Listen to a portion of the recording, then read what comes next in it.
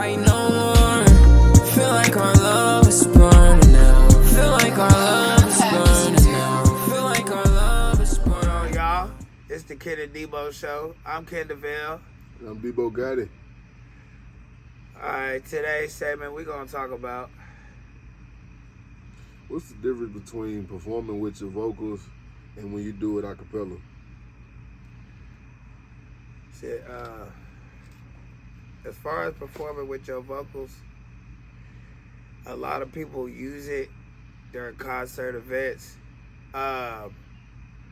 Performing with vocals is cool, but when you're trying to actually like do a showcase, or it's like you're winning an award, you wanna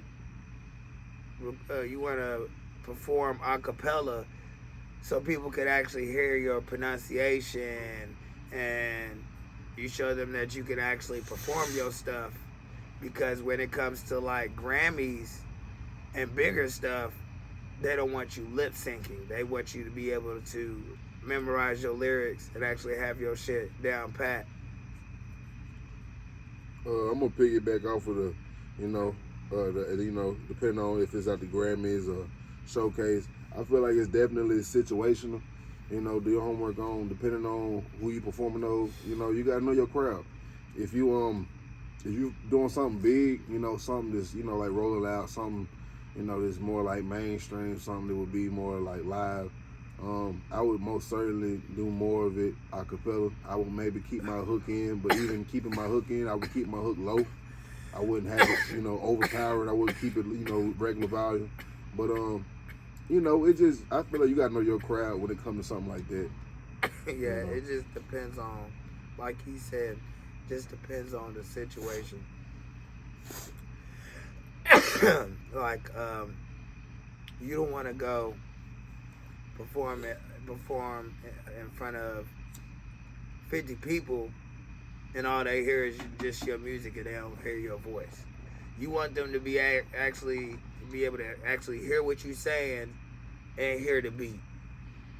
But when you perform it at like a concert for like 500, 600 people, it honestly doesn't matter, because you can't hear. I don't know if y'all been to a concert, but I know when I went to a Wiz Khalifa concert, I couldn't hear shit. Oh God, it's just overwhelming, it's blaring, and it gets to the point where everything mixed together. So I definitely, again, I piggyback off what you said, like, you want them to be able to hear the clarity, like you want them to hear the differential between you and your song. You definitely want them to hear the whoop behind you, but like, you want them to be able to hear you live. If they can't hear your voice, it kind of doesn't feel authentic. It kind of seemed like what you said a minute ago. It kind of seemed like they lip syncing. It's like, Yeah. Like if I wanted to hear your song, you could have just told me where it was at and I go look it up, or blah blah blah. But like, if you're gonna be here, perform it, and that's why I say what I said a minute ago. Know your crowd, for sure. Absolutely. As far as performing, man, performing is cool. You gotta know how to work the stage, and when you have your music in the background and it's a cappella, it's very hard to be able to move around. Obviously, I've experienced it myself. It's very hard to move around and actually perform. So one thing I do as a tip for you guys is I do jumping jacks. Not right before I perform, but what I'll do is a couple days before, I'll do a whole little jumping jacks, and then I'll get my heart rate up, and then I'll rehearse my song, and I'll do that at least 3 or 4 times. So, my body gets into check and it understands, because it's all muscle memory. It's a great practice, honestly, and I'm not gonna lie, I'm not lying. I do the same exact thing. I do 25 jumping jacks, then I get my set going, and then when I get done, I try to do every word when I'm going through it. Even though I know when I perform I'm not gonna do every word, I try to get every word when I'm going through it, just so that I can make sure that like you said, it's a muscle. Yep. You want to get your diaphragm ready. You want to get your breath control ready. You want to get your mind right. Make sure your memory is ready. You want to get all of these components in the same organized slot. You want to make sure that everything is ready to go. So the only way you can do that is preparation. Preparation is key. They always tell you practice makes perfect, but I promise you, practice makes habits. You know what I'm saying? So you wanna practice and make good habits, because when you get tired and when you forget, you're gonna remember off of them habits. So definitely I agree with that. Get your mind right, kind of talk a little bit more about that. Do your homework on. A lot of people don't realize how much, like when y'all punching in and shit, how much energy it really take to perform that. And then a lot of y'all don't even remember y'all lyrics. Y'all gotta take more pride in your work, man. You know what I'm saying? Like, if you are an artist and you want to do art, you got to make sure that you take pride in your work, because your body of work is the representation of who you are. Right. It's a representation of self. You're supposed to be putting out a message. A lot of people ain't really doing that now, but regardless, if that's not what you're doing, regardless, you got to at least make sure you know what you're talking about. If you just saying shit and it come down and you got to perform it, you don't know your lyrics. Yeah. You don't have the breath control to even perform embarrassing. it. Yeah, it's gonna be very embarrassing. It's gonna make you look like you don't know what you're doing. You're gonna look like an amateur. You're gonna look very unauthentic. It's gonna look like some bullshit, and you don't want to get thrown in the crowd with the bullshit, because it's hard to get out the bullshit crowd. Yeah. Honestly, once they label you bullshit, that's it. You know how this shit work. Y'all know how social media work. Once you become something, that's what you are. Yep. I agree, and it's hard to change. I'll be honest with you. I be trying to figure out, like, what are some different ways that you can get your audience involved when you doing your set even. Definitely, I think when I perform, I like to use the X method. If it's an actual stage, I like to not just stand in the middle, but I like to hit the corners and at least rotate from side to each side of the stage. I like to talk to the crowd before I perform each song and see if they like that one. Yeah. A lot of the time, fans like when you freestyle. I don't know why. It shows authenticity. Oh my God, authenticity. You're talking like my daddy. That's some real shit though. When you perform, you gotta make sure that you stand out in your way. Oh God. So as far as like, that's a direct involvement. What you said a minute ago, I will say that like some of them is more subtle than others, but as far as like talking to the crowd, communicating with them, that's a direct involvement. That's something that you definitely want to do. A lot of people forget to involve the crowd. Sometimes you introduce, say, "Hey, I'm Debo Gotti. I come from Chattanooga. I just woo is what I do." But then that'll be it. Y'all got to talk to them. Y'all ready to rock? Woo. Y'all got to whoop with them. Y'all got to get them involved, because ultimately your personality is what you selling. You selling yourself. I learned something from my homeboy Construct from Natural Habits. Legit, I ain't playing with y'all guys. This man will legit. He will start beatboxing to pump the crowd up. Like, this man is a legit. I give him a B tier beatboxer, bro. Like, the bro is dope. It's not the only thing he does, but like what he does, he beatboxes and the crowd is tuning in, because a lot of people just don't beatbox right off the wham, and then he'll get the crowd involved and then start his set. It's very dope to see it in person, I feel like, personally, when I involve the crowd in my set, and shit I like to do the best is like, I like to cater to the crowd. Like, that's what I was saying a minute ago, as far as like just knowing your audience. Like, depending on where I'm performing at or who I'm performing in front of, like, I know my audience, I learn them, and I figure out what songs I'm gonna perform. Like, ultimately, there's some other fascinating ways that I've seen people get crowd involved. I've seen people even bring the crowd with them. Shit, Ozzy Osbourne fucking ate a fucking bit of bat fucking head He off. bit a bat head. God damn. See, now that I didn't know about. Do your homework on? See, I'm a rock connoisseur. I mean, especially Shit. old rock That's some connoisseur. evil You know what I'm shit. saying? Like, That nigga's a monster. come on now. Fuck. Hey, bro, that's a demon. Do your homework on, you know what I'm saying? You can get the crowd involved by biting that bat's head off. He thought it was a rubber bat. He thought it was a rubber bat, but he had his hands on it. He felt that bitch moving and some more shit. I think he's a liar. Do your homework on. He's a liar. But that's okay. You got the spark. Oh, yeah, here it go, for. I feel like getting the crowd involved is just fun, you know. Ultimately, having fun. The more fun you have, the more fun they have. They got to see you enjoying yourself. I feel like getting the crowd involved is just being yourself, being authentic, giving them a real show, and entertaining them in a way that you can entertain them. Don't go up there hopping and jumping and dancing if that's not what you do. If you're not a dancer, don't go up there dancing.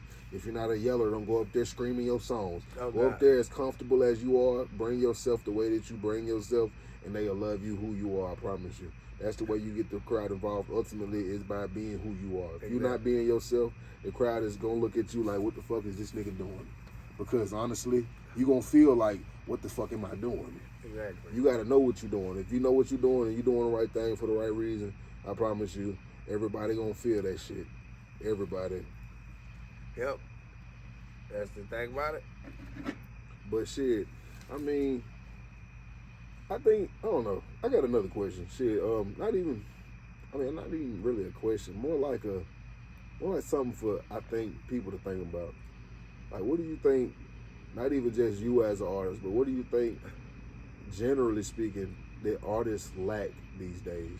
Because I feel like it's a lot more than just, you know, one thing, but maybe it's one thing more than another. The biggest thing I think is originality, bro. Like, it's a lot of people doing the same thing, and I feel like when you do the same thing constantly over and over again, it's gonna get old. That's why there's so many people, there's so many artists that are one song and they're out, because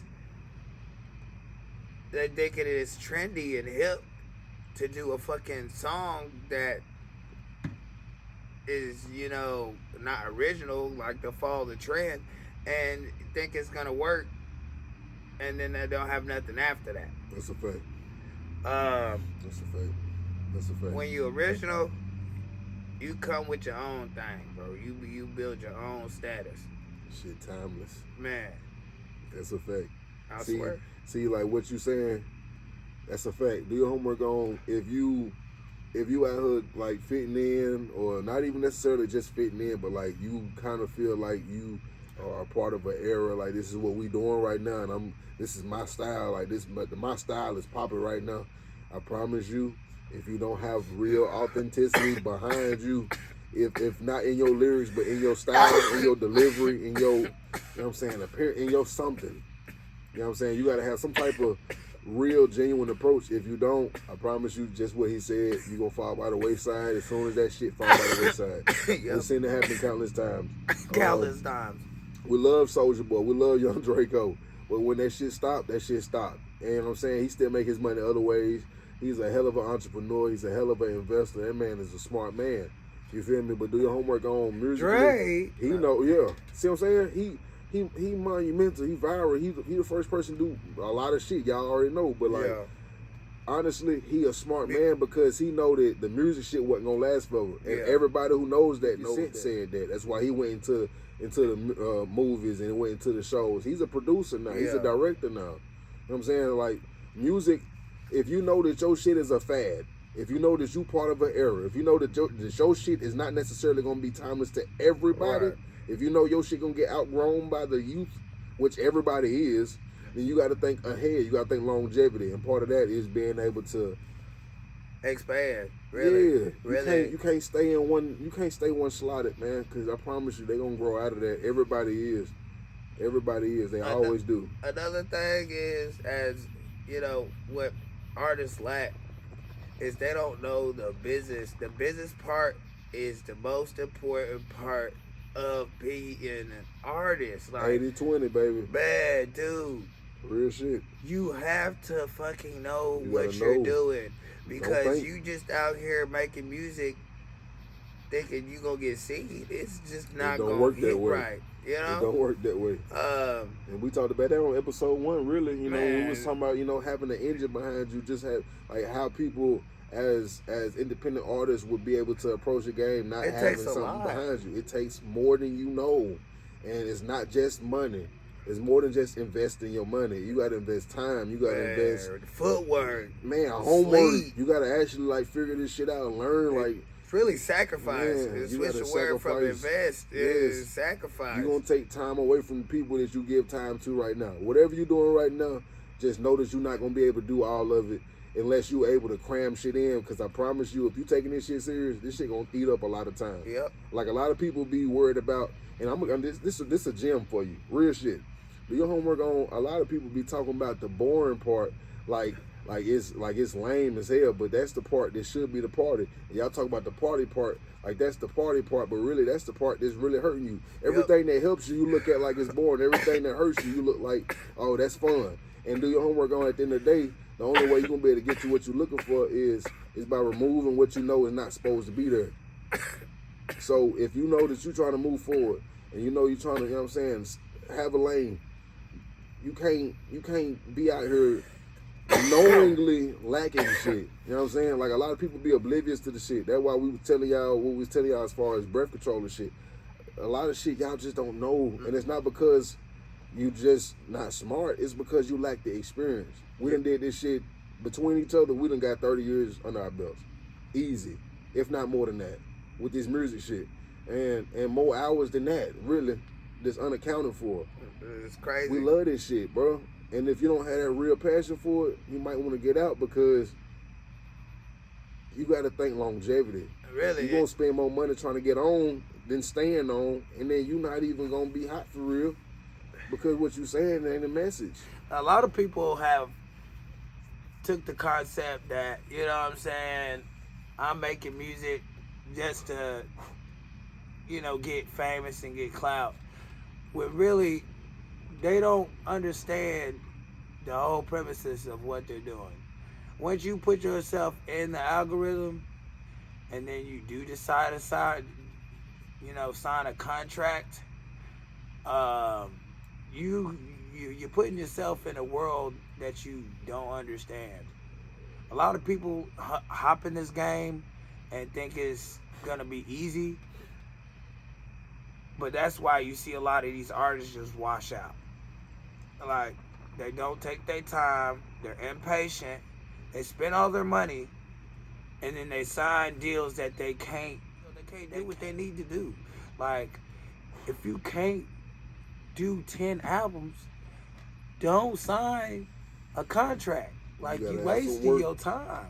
No, you can work, or no, you have work, because ultimately, a lot of people, like you said, they'll get into this game thinking that they got something, they'll blow up off of 1 or 2 songs or whatever, like how Hot Boy did or how Glorilla did or whatever, and then they won't have no energy behind them and they'll fall off, and you wonder why. The thing is you got to have that engine, what we were talking about a minute ago, that promotion, that advertisement, that publishing, people behind you. But ultimately, if you want to be able to make it further, you got to be able to, like you said, bite the bullet and know that you got to have that money on the back end. Yep. Because they going to give you $1 million, they going to give you $2 million, whatever. But what they want on the back end, they want 5, they want 10. So you got to be able to make that. And then on top of making that back for them, you got to be able to make something back for you. And a lot of people understand it's not just being able to make the money, but like you said, it's also amount of albums that they want from you. Yeah. You know what I'm saying? So a lot of people think, oh, I made some money. Yeah, you got 2-3 albums left. Exactly. You know what I'm saying? So Frank Ocean school niggas back in the day don't have to do it, but like, you got to do your own homework. You know what I'm saying? I'm going to just keep it a buck with you. This concludes episode 2. Please go like and subscribe to our YouTube channel. New episodes every Wednesday night at 8 p.m. Eastern. What's up, man? This your man, Debo Gotti, and this show was brought to you by Golden Goose Films.